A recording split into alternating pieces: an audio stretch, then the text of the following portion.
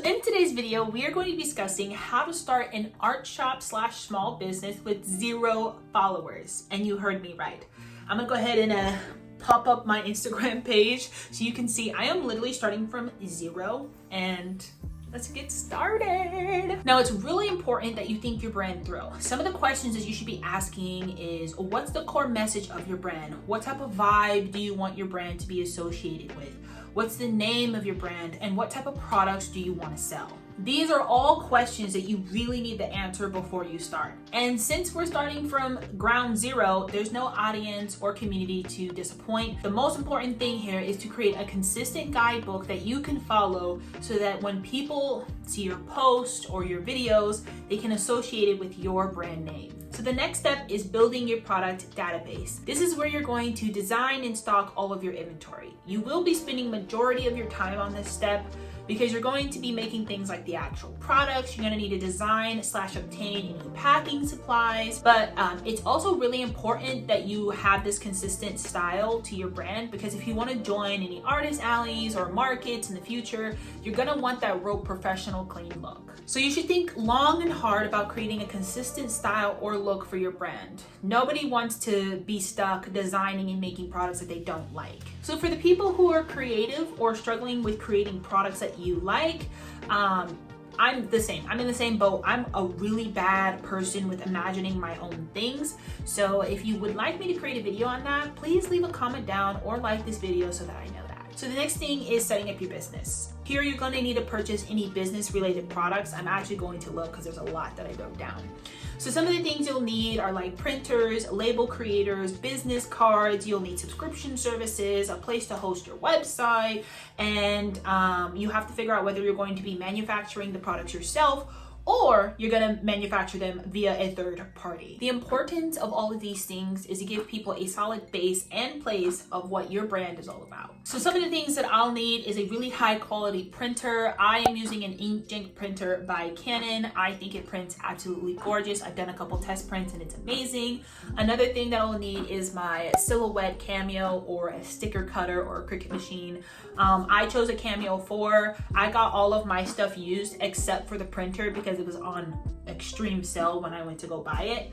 And another thing that I really need is a laminator because I want my stickers to be waterproof and UV resistant. I chose a laminator. Another thing you'll need is a little paper cutter so I can cut my prints down to the size that I want them to be. Something else you will need is a scanner, which I have one built into my printer, and or a camera to take high quality photos of your artwork and take pictures for your business website. Some of the other things that I need is art paper, sticker paper, business cards, and stuff like that. If you're going to be manufacturing it yourself, it's very important that you order multiple different types of papers and try them out and outweigh the cost versus the quality for how much profits you want to make. If you're going to be manufacturing the products via a third party, it is important that you test a few different manufacturers, just order a couple from each and then decide which one is the best bang for your buck. That also allows you to create a more realistic price and product range for your profits for yourself. Now this leads us into jumping into the next step, which is where your business is going to be living. I highly suggest you use a website because it's a much more professional than an Instagram page, but if you do not have the funds to make your own website, you can start with an Instagram page. You know, everyone starts somewhere. Here, you will fully want to make that page your own. You are the boss. You get to set up your own color schemes, the own font style, and also make sure you come up with a brand slogan that really encapsulates what your brand's about in a short and concise manner. It is also so important that you do not use your personal page for your business page.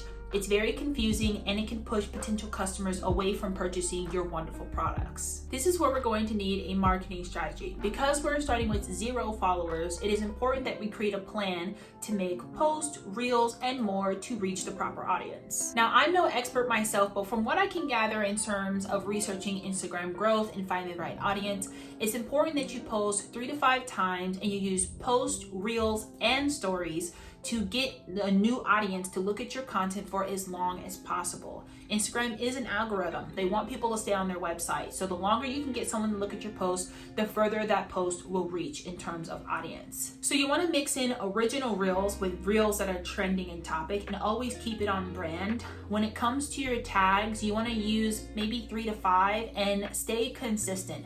Nothing screams louder than a business that hasn't posted in 2 months. I definitely wouldn't want to purchase from that brand. And just to give you a little context and hope, I only have like 6 followers on my business Instagram page, but from the posts that I have put out, I have gotten actually over like 100 views onto my website.